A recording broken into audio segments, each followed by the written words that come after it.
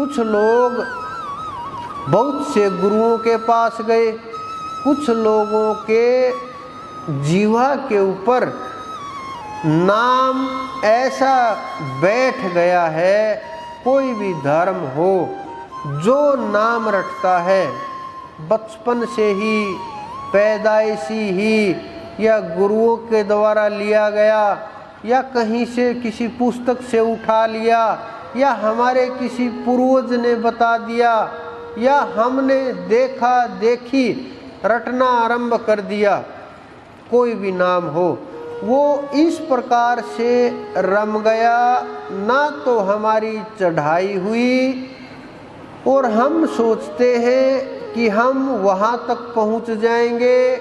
हम तो उस नाम को रटते हैं और वहाँ तक कोई रोक नहीं सकता। हमने तो पूरी उम्र रटना की है, पूरी उम्र रटे हैं हम तो उस परमात्मा के नाम को, तो हमें कौन रोकने वाला है। ये भी भ्रम है। ये बहुत से भ्रम जीव ने इतने बुरी तरह पाल लिए और अपने आप को स्वयं ही अपने बनाए हुए जाल में ही हम फंस गए। ना हम अपने जाल को तोड़ पाते हैं और ना ही इससे बाहर निकल पाते हैं। उससे भी मुक्ति नहीं होगी, मोक्ष की प्राप्ति नहीं होगी, क्योंकि ये रटना तोते के रटने जैसा है, ये टेपरी कोर्ड के जैसा है, चलता रहेगा चलता रहेगा। जिस प्रकार से बहुत सी महिलाएं और पुरुष आपने देखा होगा अपने आप ही बात करते रहते हैं, चलते चलते अकेले ही बोलते रहते हैं।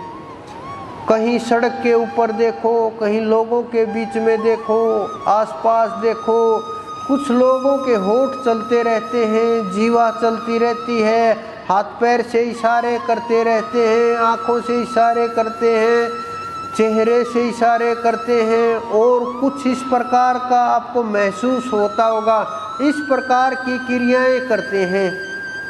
तो क्या वो जो चल रहा है और वो जो नाम जो आप चला रहे हो उसमें और उसमें कोई ज़्यादा सा भेद है? बिल्कुल भी नहीं है। लेकिन हम अपने आप को श्रेष्ठ मान लेते हैं, उनको पागल मान लेते हैं।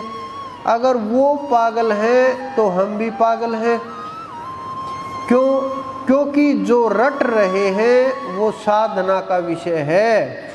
जब तक हम उनको साधेंगे नहीं, जब तक हम उनको रटेंगे नहीं, जब तक मैं कई बार बोलता हूँ कि ऐजप्या जाप में चले जाओ, साधना इतनी करो, ऐजप्या जाप अपने आप ही शुरू हो जाए, अंदर में इतनी ऊर्जा पैदा हो जाए कि वो परमात्मा स्वयं आपका जाप करे, मुख से भजन नहीं करना पड़े। आप इतनी साधना करो कि जागृति शुरू हो जाए। लेकिन कुछ लोग आके मुझे बोलते हैं कि जी मैं तो 40 वर्ष से भजन कर रहा हूँ, 30 वर्ष से भजन कर रहा हूँ, 25 वर्ष से गुरु का नाम ले रखा है, जीवा पर चलता रहता है, बस जीवा में रम गया है और सोते बैठते उठते वही चलता रहता है। कुछ लोग आपने देखे होंगे सामान बेचते रहते हैं, माला घुमाते रहते हैं। कुछ लोग आपने देखे होंगे मंदिरों के अंदर, मस्जिदों के अंदर, गुरुद्वारों के अंदर बैठे हुए कि माला फेरते रहते हैं, साथ साथ में बोलते रहते हैं। कोई सामान लेकर के आए कि यहाँ रख दो, ऐसा काम कर दो, फिर बीच बीच में हाथ चलता रहेगा। क्या उनका ध्यान उस परम तत्व में लगा है जिसके लिए वो बैठे हुए हैं?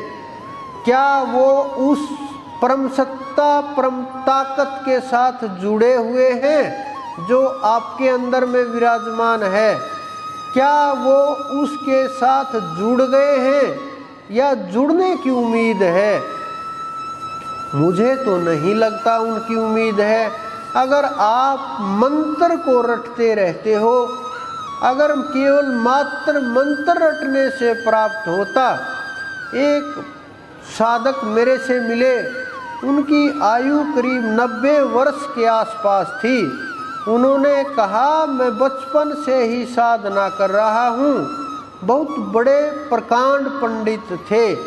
उन्होंने बहुत अध्ययन किया था, वेदों का भी, ग्रंथों का भी, कुरान का भी, बाइबल का भी, बहुत पुस्तकें पढ़ी उन्होंने, बहुत प्रयास किया।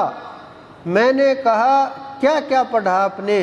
उन्होंने कहा, जो भी मिल गया, जहाँ से भी किसी ने मुझे दे दिया, मैंने वही पढ़ना शुरू कर दिया। और जब तक वो पूरा नहीं हो गया, चाहे 5000 पेज थे उसके अंदर, चाहे 2000 पेज थे, मेरी एवरेज पेज 70 से 100 पेज की हर रोज़ होती थी। कितनी पढ़ाई की होगी कि लगातार 40 से 50 वर्ष इसी अध्ययन में रहा। अब तो मेरी आंखें कमज़ोर हो गई, अब तो जी कम ही कर पाता हूँ। मैंने कहा, साधना की? उन्होंने कहा कि साधना, हाँ जी बिल्कुल की। मैंने कहा, कैसे की? कि जी नाम रटता रहता हूँ, परमात्मा का, राम को रटता रहता हूँ, राधा रानी को रटता रहता हूँ। मैंने कहा, क्या अनुभव हुआ? कि जी अनुभव तो वहाँ जाने के बाद ठाकुर जी ही कराएंगे। अब तो कितना आप सोचिए, विचार कीजिए, पूरी आयु निकल गई और अब ये इंतजार है जाने के बाद परमात्मा मिलेंगे। कितनी कैसी बातें होती हैं, कैसे विचार पालते हैं लोग, किस प्रकार से भ्रमित हो गए हैं रास्ते से। ग्रंथ पढ़ने से विद्वान तो हो सकते हैं, लेकिन साधक भी नहीं हो सकते। सिद्ध तो बहुत दूर की बात है, संत तो दूर की बात है, साधक भी नहीं हो सकते। तैयारी शुरू हो जाएगी तो कभी न कभी तो मंजिल के ऊपर पहुंच ही जाएंगे। कुछ तो मैं गुरुओं को देखता हूँ कि आप बस यहाँ आते रहो, साधना करो ना करो, आपके सब कर्म माफ होते रहेंगे। और जब आपकी आत्माएं शरीर छोड़ के जाएंगी, मैं झोले में डाल करके और सचखंड ले जाऊंगा। मैं सोचता हूँ कैसे कैसे इस धरती के ऊपर गुरु आ गए हैं। कुछ लोग बोलते हैं कि यहाँ कुछ नहीं मिलेगा, आपको यहाँ तो कष्ट ही कष्ट होंगे, दुख ही दुख होंगे, ये दुखों का घर है संसार। और जब वहाँ जाओगे, सतलोक में आपका इंतज़ार करते मिलेंगे परमात्मा पूर्ण। और वो पूर्ण परमात्मा सतलोक में जाते ही आपकी मौज ही मौज करा देंगे।